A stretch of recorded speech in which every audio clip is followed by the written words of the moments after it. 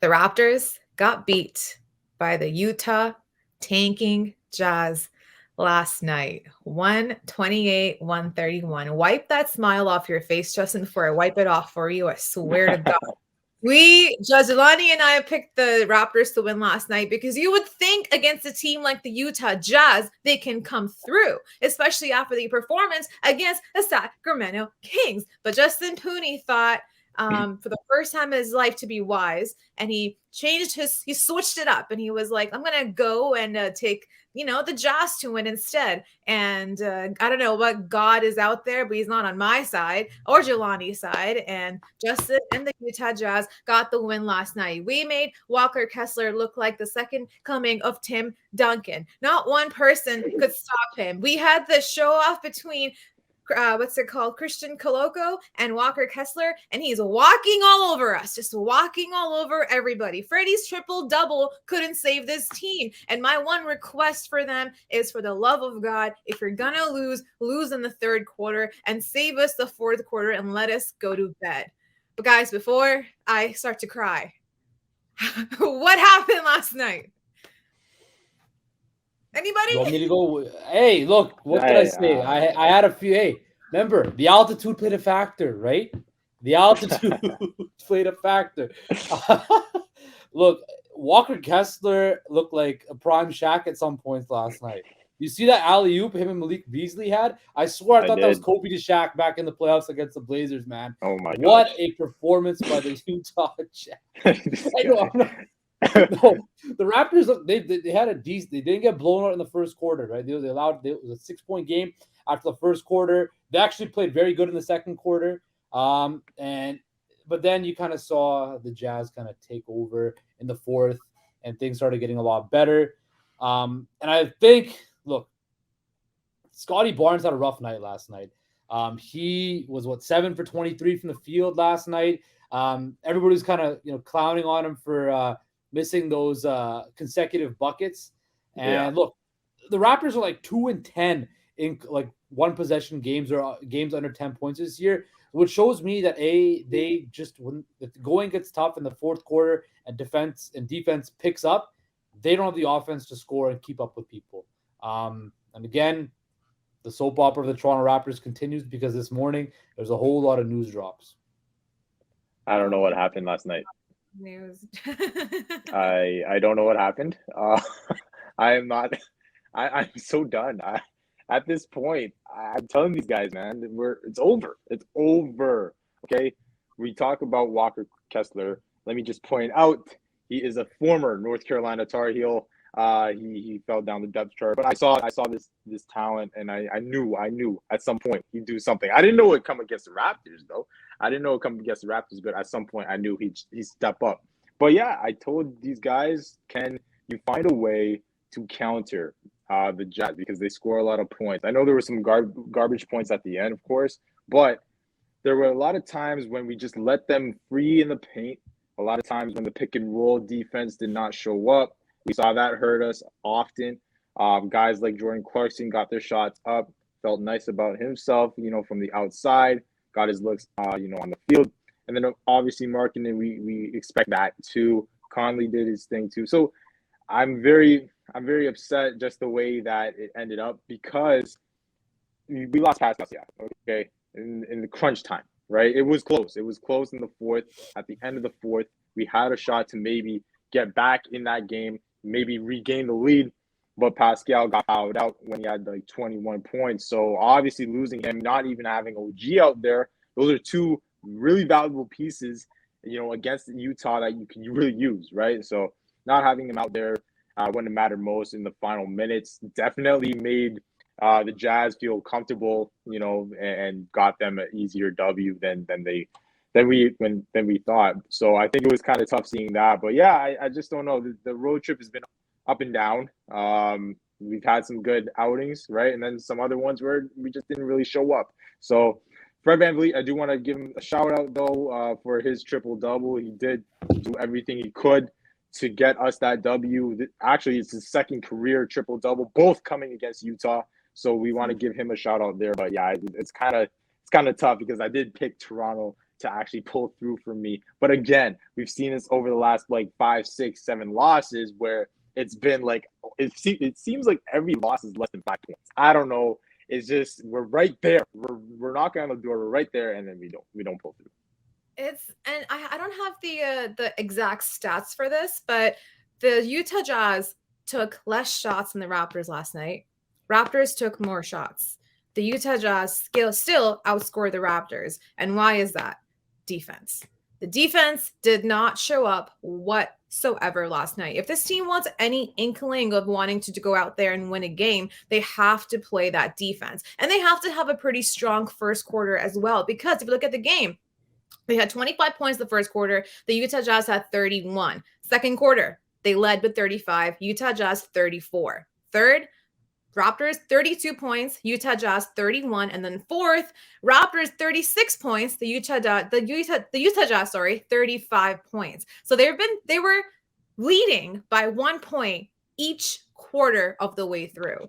But the defense never showed up for the Raptors. And that's been their calling. That's been their issue. Because the second you see the defense come in, the Raptors looked locked into their guys, wanting to help the other team players and make sure that they're being disrupting, they're stealing, their hands are being busy. That's when they play the best basketball. But even if their shots are going in, if they're not defending on the other end, you can't go shot for shot with a team because you can't shoot, guys. You guys are not able to shoot. So what you need to do is rely on your defense that you're known for. But when they don't play that defense and they go shot for shot with a team that actually has a good offensive rating, you're not going to be looking well. And right now, their net rating looks fucking fantastic because they keep every single game until the last second, and then they pull out because they can't close out anything. And if the Utah Jazz can close out a game better than you, I know they still have Markkanen. They've got Jordan Clarkson. They also have the veteran. What's his name? I was forgetting. Yeah, Mike Conley. Like, because they have those guys there, it's still going to be somewhat of a winning product, but you can't expect them to be putting together a win and close out when you have Fred VanVleet, Scotty Barnes, yes, Pascal Siakam left, but Gary Trent, like Precious, like those guys should be coming in and making those things happen. But the Raptors just had nothing last night. And as Justin said, that we woke up this morning to another round of trade deadline. He was like, I can't wait until next week's over. Next week is going to be an absolute crap show. We're going to wake up every morning with like bubble guts and anxiety and everything. It's going to be awful in every way possible. Sorry, Justin. It's a good thing. It's a good thing. You guys got to embrace change in your life. You got to embrace change in your life. Embrace change. Change is good sometimes. Anyway, Chris Haynes and Wendy both came out this morning. First, Wendy said that Raptors are looking for young players in exchange for OG Anunoby and Fred VanVleet because they want to center those pieces around Scotty Barnes. I think we already kind of knew that. We knew if they were going to be bringing anybody in, it was going to be young guys to pretty much have a whole rebuild and get the right pieces around Scotty Barnes, who they want to center around as their future franchise star. But then Chris Haynes came out afterwards and he said that OG actually might be starting bidding wars between teams like the New Orleans Pelicans and the Memphis Grizzlies. And it's not like they're doing it to be like, oh, they want him so bad. They actually just don't want the other team to have them because they're okay with the Phoenix Suns or someone else grabbing OG, but they just don't want the Memphis Grizzlies or the Pelicans. They don't want each other to have OG, and probably because they both know they have a younger squad. They're building something there. If they get the right piece, which is OG Anunoby, it makes them a higher tier than the other team. But it also said that OG is looking for a change of scenery, which again, I think that kind of reaffirms my belief that if OG was to get traded, it's not because the front office wants to trade him. It's more so because OG wants to leave and they want to see what kind of bidding they can get out of him, just in terms of if he's going to go, might as well get a haul out of that, right? If I'm Masai Ujiri, I'm smiling hearing all of these rumors and all these reports because the price is just going up and up and up. If you get in a bidding war between Memphis and New Orleans, two teams that want to start making noise in the Western Conference and really want to, show the changing of the guard in the West. Like, look, Golden State era is done. The Clippers done. We are the new kids on the block per se. That is very good for the Toronto Raptors because the price for OG is going to be maybe 3 first-round picks, but even more players as well. you could get, if the Raptors can fleece Memphis and New Orleans for a guy like OG Anunoby, that is beautiful. Absolutely beautiful. If I'm Masai Ujiri and Bobby Webster, I am smiling from ear to ear, just like I was last night when the Toronto Raptors lost to the Utah Jazz. I am so happy because I'm going to get a haul to kickstart this rebuild and rebuild this organization through Scotty Barnes. Yes, sip your oat latte, Noor. Jelani, smile all you want because the rebuild is here. Team Tank is here. The Toronto Raptors finally came to their senses and are going to tank and build through the draft and build a young, upstart, exciting team. And the NBA in 5 years will look a lot different because the Toronto Raptors will actually have something to show for it. Jeez. Okay, Justin, I see you. But yeah, no, I kind of agree. Like at this point, I don't want OG to be moved, right? I like OG Anunoby and I like what he's done since we've drafted him. But I've been saying this for weeks now. There's a haul out there that is, multiple picks and multiple players that you want in terms of young assets. You do that deal. And that's what the Raptors have been wanting for OG, right? They didn't make him available before, but now that this team is there, now that a lot of teams are, lining up, outside of Memphis and New Orleans, we talked about New York, we've talked about other squads like the Suns and stuff like that, the Pacers, right? So they're there, right? So at this point, I think the Raptors should definitely entertain this. We might not see OG in a Raptor uniform anymore, which is going to be, pretty sad. But I think at this point, like, let's say New Orleans gives you two valuable picks, gives you Devontae Graham, like I said, Jackson Hayes, and gives you, they don't want to give up Trey Murphy, but what if they throw Murphy in because they want to outbid the Memphis Grizzlies, right? Or give you a guy like Dyson Daniels, who is a young asset that can help us out moving forward, right? Who is, some talent there, right? Or if you look at Memphis, they could give you a deal with, again, some picks, give you a guy like maybe Brandon Clark, shout out Canada, who could also help you out because before they didn't want to give up Clark, but now if they get OG, they might have to give him up to outbid a team like New Orleans. So I say right now, if you're asking me one team, I lean New Orleans. If New Orleans can give me a package, I'd look at that. But overall, like, the writing's on the wall, guys. Okay, I'm sorry, OG, he was sitting on the bench there. He's talking to Pascal on the bench right now, last night in Utah. And that's one of the last moments you will see him with this team. I truly think. Raptors Nation start crying. I'm sorry. I'm sorry. I'm a realist, okay? I'm a Raptor fan, but I'm a realist. Thank you. I think, like, Noor, again, if you're getting two picks from New Orleans, if you're getting Daniels, Murphy, Graham, or they throw in a Jackson Hayes or a Hernan Gomez, you do that deal. Absolutely. Hear me out, though. Oh, my God. Hear me out, okay? No, I get it. I think, listen, I get the point that you're in the area now where you have all these assets, right? And clearly teams are salivating over what you have and they're willing to give you a lot. Like 3 first-round picks for OG sounds insane, does it not? That's like, right. That's right. Okay, I know. Stop it. How does a guy like OG Anunoby demand like 3 picks? I get it.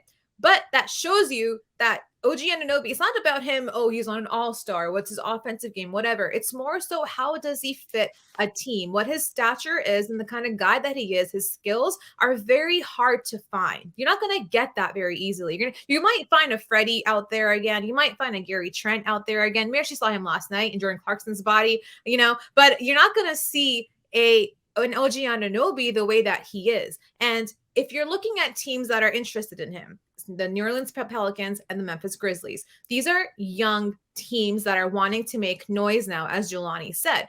And they understand that as they want to make noise, they have all these amazing guys who are offensive powerhouses. They can get those buckets, do those things, and they're young. So they want to build with those guys. But they want to bring OG in because OG is going to be that perfect wing defender to put on the best guy on the other team, right? And he's a young guy, so he's only going to grow with your squad.